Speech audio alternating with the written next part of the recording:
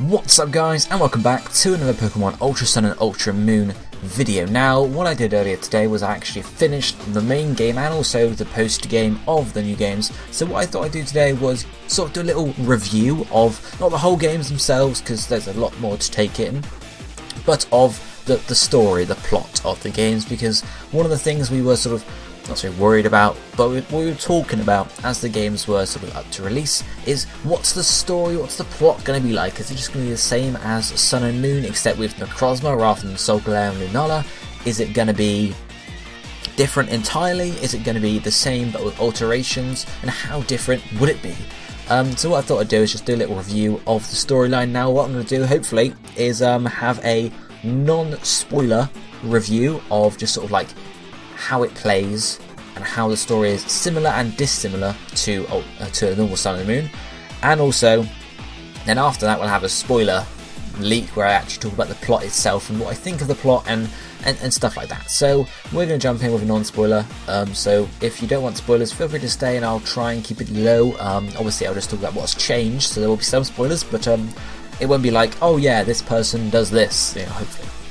So talking about the main plot and the story first. So basically, in terms of the story similarity to Sun and Moon, until Aether Foundation, so the first sort of 3/4 of the game I'd say, is 90% the same as Sun and Moon.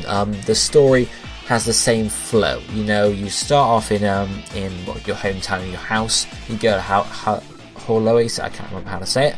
You know, go to the first city, you do your first trial, you finish the first island, you go to the second island, you go up towards Paniolo Ranch, and you go to Brooklet Hill, do Lana's trial, then you go up, you do Kiawe's trial, then you do Mallow's trial, then you battle, you know, just the same there, all the way through, third island as well, until you get to Aether Foundation. It does change a bit after that, but for the majority, it's 90% the same. So obviously I'll go into a bit more detail when we sort of get into the spoiler part, but it's 90% the same, so the same flow, the same sort of stuff happens, but obviously there are a few additions or slight changes in terms of like the speech, I suppose, extra sort of, you know, bits here and there, or just extra, you know, obviously we've got some new characters in the Ultra Recon squad, so they do pop up once or twice, and obviously that's just the extra 10% there.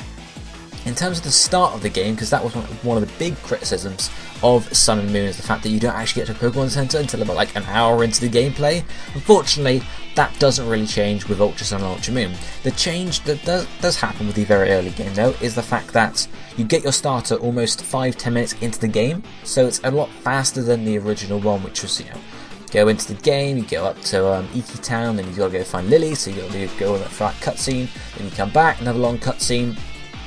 You don't have to do that to get your starter. You get your starter in the first 5 minutes of the game, and the cutscene is a lot shorter for it, so hopefully soft resetters will like that a little bit, so they have to sort of sit through like 10 hours of cutscenes just to get there shiny. So, but as I said, unfortunately you still have to get, you know, you basically get your starter and then the same stuff happens anyway, except you just have a starter for it. So it's still a long time to get to the Pokemon Center, which is unfortunate. You know, really we'd like to get to Pokemon Center within the first half hour of the game, because you know, you want a Pokemon Center so you can trade stuff and you know, do stuff like that, but it is what it is. So that's the very start of the game.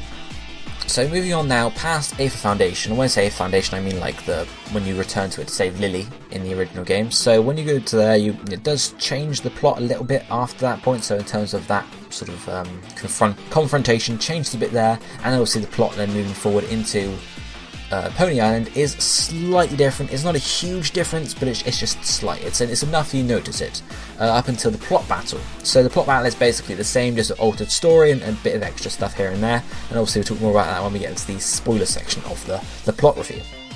In terms of after the main plot ends, i.e. once you've done Ultra the Sun, Ultra the Moon in the original games, there's actually a bit of extra stuff before you go and do your Elite Four. Obviously, again, I'll go into more detail in a minute, but it helps break it up a bit, you know, although it is a bit weird that you do like the plot battle and everything, boom, it's brilliant, and then it's just like, yeah, back to normal, but I suppose that's what the game's like, really, isn't it?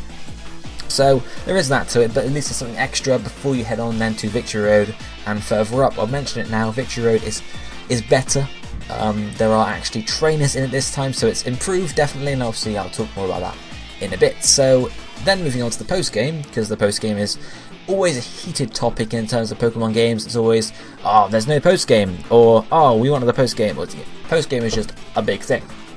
is a different post-game this time. So obviously if you've seen the trailers, you'll know what the post-game might likely be, but it is a different post-game. In Sun and Moon we had, really the only post-game was Pony Island, the second half, and also then the Ultra Beast Hunt. That's changed in Ultra Sun and Ultra Moon. Of course there is still Pony Island to explore and finish off exploring, but sort of the Ultra Beast Hunt is lessened in terms of its presence, I'll say.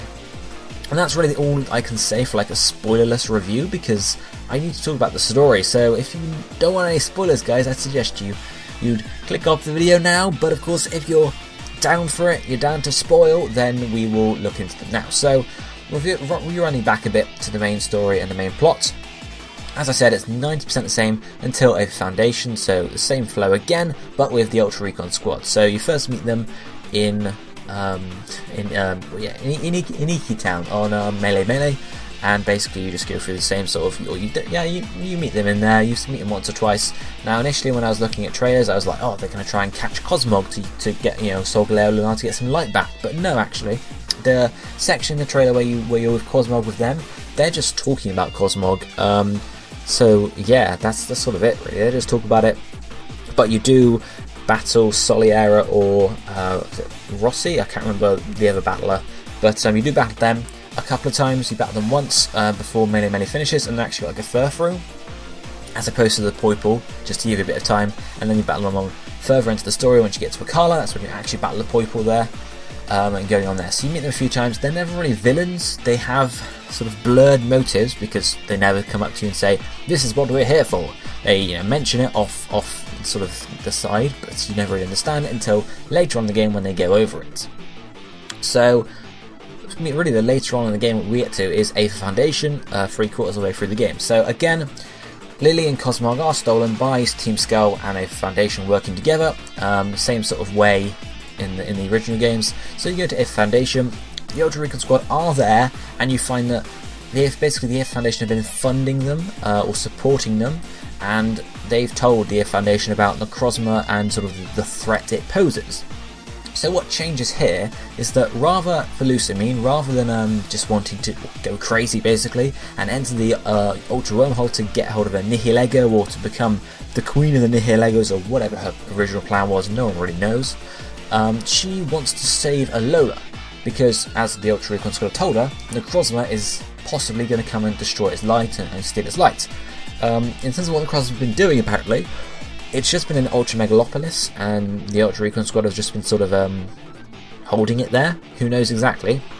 But the original story for that, in terms of the lore, is that the people living in Ultra Megalopolis, Necrozma gave them light, but they wanted, I guess, more light, so they kept just taking it from Necrozma, and Necrozma eventually just, they were sort of in a balance, but Necrozma's not happy about that. So Necrozma took the light back, but eventually the Ultra Recon Squad, or the people of Megalopolis, just sort of captured it and held it there to get some light out of it, while also stopping its rampage, I think is how it goes out. But basically, Lucamine has been informed of this threat, so she decides that she'll be the one to go to Ultra Megalopolis, and she will be the one to catch basically Necrozma to stop it from coming to Alola to steal Alola's light.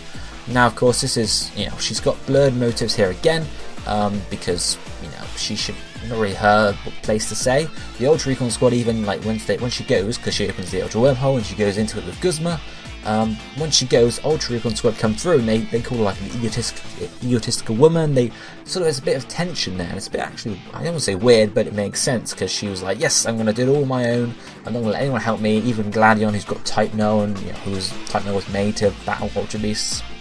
So again, it's a good, I'd say a good bit of plot there, just sort of a bit of tension, a bit more of a, it's a bit still weird how Lucamine is like, yeah, I'm just going to go save Alola, but screw you Lily, screw you Gladion. She's got, it's just like a familial thing going on still, but it's a bit more interesting than previously, where she was just like, yes, Nihilego, woohoo, yay. Anyway, so she goes into the Ultra Wormhole with Guzma, I guess because Guzma's just fantasizing about Lucamine, who knows exactly, but they go in, and obviously you still have to go and try and save them, because it's Lily's mother, and the threat is, if Lucamine tries to go ahead and catch Necrozma, if she awakens Necrozma, then Necrozma will come and steal the light anyway. So that's the threat there this time. After you do the If Foundation stuff, as I mentioned, it's the same but with altered story. So you go to the Ultra Sun, Ultra Moon. Along the way, there is a few different things in terms of like the plot, distance. Instead of going straight to Executor, or well, you still have to go to. I've completely forgotten her name. But you still have to go to so-and-so's house and then go to Executor Island. Executor Island really does not come with you this time, so there's a bit of a difference there. That scene is gone, where the questionable scene, I suppose, is gone and just replaced by some Executors, so that's that. But then, moving on, Ultra Sun, Ultra Moon, same sort of thing happens. Nebby's awoken, but then as soon as that happens, Necrozma bursts through after Lucimene's woken it up, absorbs Nebby, and then heads straight back off to Ultra Megalopolis to absorb light, steal light, do something along those lines. So of course you have to follow it. This is where you get to play the warp game for the first time, and might take you a few times because it's a bit sort of head for the white wormhole. Which one's the white one? Obviously it's white, but a lot of them are glowing white. So yes, you go to Ultra Megalopolis, you head up to the top of the tower, and basically this is where Necrozma turns into Ultra Necrozma. Funnily enough, it just turns into it. This thing is just powerful. It's level 70 at this. No, it's level 60 rather at this point. It's very powerful. It took me a long time to beat it because it's really fast as well. It's more powerful than, or almost as powerful as Mega Rayquaza. Which means that, if you're not trained up and it's faster than you, you're screwed. All you have to do at this point is defeat it. You can't catch it at all. You just got to slam it out, and then it separates. And Necrozma gets thrown away somewhere. Nebby's alright. It's all good. And then Ultra Recon Squad are like, thanks for helping us. Here's a Poiple. Yeah, and they gave you the Poiple then as a gift. After that, what happens is, I mentioned there's a bit of extra plot before you go to the Elite Four. Basically, you go to the last trial, which is Mina's trial, and this trial is more of like a sort of a tour. You have to battle Mina. That's the first part, and then she's like, yes, here's a petal. It's like, okay, I got a petal. She's like, you need 7 petals. I'm like, what? So you need to go battle Anima, Lana, or Mallow, I think, depending on the version. Kiawe. Also need to battle against I forgot Sophocles, and then what's his name? Is it Sophocles? Yes, I'm pretty sure it's Sophocles. And then rather than battling against Acerola, you battle against Nanu, and that's your 7. I think that's 7. I'm not sure. That's your 7 petals, and you head back to Mina. You do a totem Pokemon, and that's that there. So after that, you can go to the Elite Four, and as I mentioned before, the Victory Road is fixed. You battle Gladion just the same as last time. Victory Road, yes, there are now trainers inside it. There's not a huge amount of trainers. There's not really any puzzles required. I think there's like one puzzle with some blocks moving around. But apart from that, there's no puzzles, so it's not really like a true Victory Road. But there are now trainers inside it, so it's sort of like a half-assed job. But at least it's a half-assed job rather than nothing. And also, in the middle of Victory Road, this is where you get to catch Necrozma, because, funnily enough, between 2 of the caves, Necrozma has just crashed there, just on the ground. So you go and battle it, and well, hey, happy days, you can catch it or you can't. Colress then comes down, because Colress is in the game still, and gives you the 2 devices you can use to combine Necrozma with Solgaleo and Lunala individually, and he heads off. So you carry on through Victory Road, do the Elite Four. Elite Four is basically the same as last time. Again, it's all spoilers, so I'm going to just go for it. Similar, except rather than Halite being there, you now have Molayne, so you now have Steel, Rock, Ghost and Flying, so it's a bit different. And the champion this time is not Kukui, it is How. They trick you completely, it's sort of bait and switch. Kukui's there, and he's like, it's one person you need to battle, me! Haha, just kidding, and then he steps aside and How comes up and you battle How. And that's that really. Game ends as before, except without the Tapu Koko battle, so there's no battle with Tapu Koko straight after the credits, so I guess just because it was a bit weird, because you had to do it straight away, and it's just like, what? Why? I have no Pokeballs. I was not prepared for this. So obviously they saw that was a stupid idea, and gave us some more time. And in terms of the post-game then, once you start the post-game, there's a short section first where Hal comes to the house, or the Ultra Recon Squad comes to the house and say, there are some Ultra Beasts on Pony Island. So you go with Hal to Pony Island, and you get a Type Null there from Wick, so that's the point where you get Type Null. And then also it's like Stack Attacker or like UV Burst, I can't remember its name. You catch 2 of those just in the first section of Pony Island, or the extra Pony Island, and that's it really for the first day. You head back to your house. What this does do is unlock the rest of Pony for you to explore whenever you want. And if you go down there, you can also get the Mega Stone or the Keystone from Cena and Dexio, catch Zygarde, and also go further. And you see Looker and Annabelle on the way to the battle tree. There's no plot with them, they say like, hi, Looker gives you a red card, and that's really it. They didn't really have anything to do with catching the Ultra Beasts in this game, unfortunately, because they took it out. They could have had it still there, but I guess they've got the wormhole stuff to be able to catch Ultra Beasts now, so it is like something different. After that, there's another short section the next day where Sophocles is like, oh no, Festival Plaza has been taken over, and of course it's Rainbow Rocket. You go in, you battle some Rainbow Rocket members with Pokemon from the Battle Agency, which is this, Battle Frontier knockoff, and then that leads into Rainbow Rocket because there's a new story in Rainbow Rocket Takeover Ape Foundation. You head there, and this is where the Rainbow Rocket starts. Now this, I was pretty impressed by this. It's a long dungeon. So inside the main Ape Foundation house, there are 4 pathways, 2 on the ground floor, 2 on the upper floor. One of them leads to Archie, one of them leads to Maxie, one to Cyrus, and one to Lysander. So each of these picks on like an old Team Rocket sort of motif. So there's rotating, not rotating floors, spinny floors that spin you around, with the arrows and whatnot. There's Meow statues from Heart Gold and Silver, Heart Gold or Silver. There's also just teleport pads, and then the last one is like Memory, which I think is a new one, but it's still pretty cool. So at the end of each of these, there's a battle against Archie, Maxie, Lysander, or Cyrus. Each of those have legendary Pokemon. So of course Archie has Kyogre, Maxie has Groudon, or Groudon, not Groundon. I think at least Cyrus has Dialga or Palkia, depending on version. Of course, I've only played Ultra Moon, so I'm assuming. And then similarly, Lysander has Yveltal in Moon, and I'm guessing Xerneas and Sun. And that's it for the first floor. So it's 4 sort of areas. Guzma does help you at this point as well. It's pretty cool because Lucibine's been kidnapped, so this is why you're here in the first place. So Guzma comes to help, and that's pretty cool because he becomes a protagonist, and he's reasonably funny or reasonably amusing. You do this 4, you head forward to the next room, then Geetsis comes out, you battle Geetsis. Geetsis similarly has a Zekrom or a Reshiram, which is pretty cool.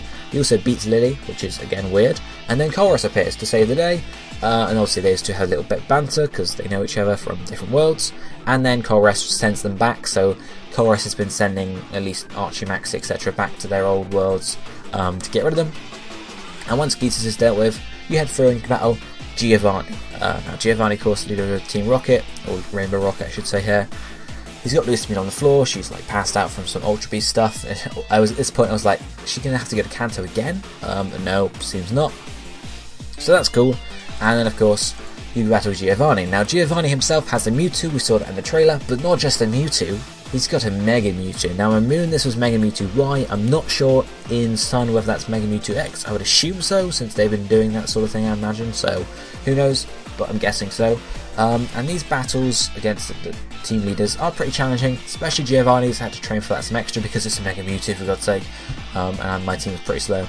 And that's pretty cool. So in terms of the whole dungeon, it takes at least 1 hour to beat. I would say maybe up to 2 hours, because of course you have, as I said, 4 things. You have loads of battles with Rainbow Rocket members. You've got 4 leaders to do.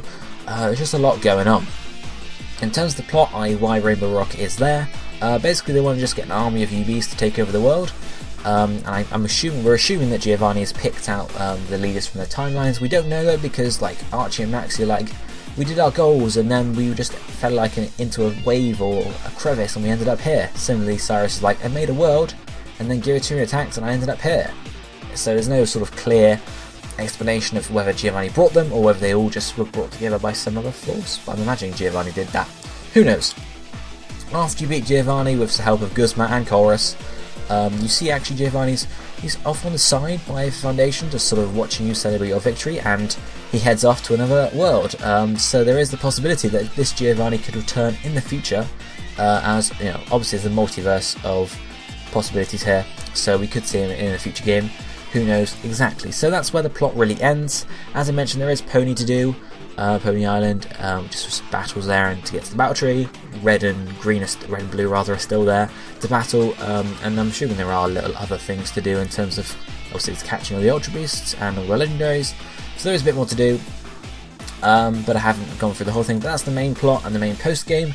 So the post game is different, so we've lost the Ultra Beast to hunt basically, which is unfortunate, but I guess it makes sense because there wouldn't be much point in having the Ultra Beasts be in the main world if you've got them in the wormholes, so I can understand that. It's just unfortunate that Looker's not there for Rainbow Rocket, for example, so it's disappointing, but that's really my review of the story.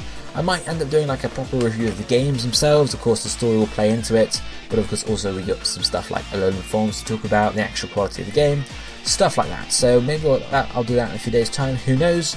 But let me know down below in the comment section. Of course you might have read about the story somewhere else. What do you think of the story for Ultra Sun and Ultra Moon? Are you happy that it's the same as Sun and Moon with a bit extra added on? Would you prefer more deviation in the main story? Or are you just excited to play the games either way? Let me know down below in the comment section what you think, but this will be it for me for today, so I shall see you next time. Thank you for watching. Goodbye, my friends.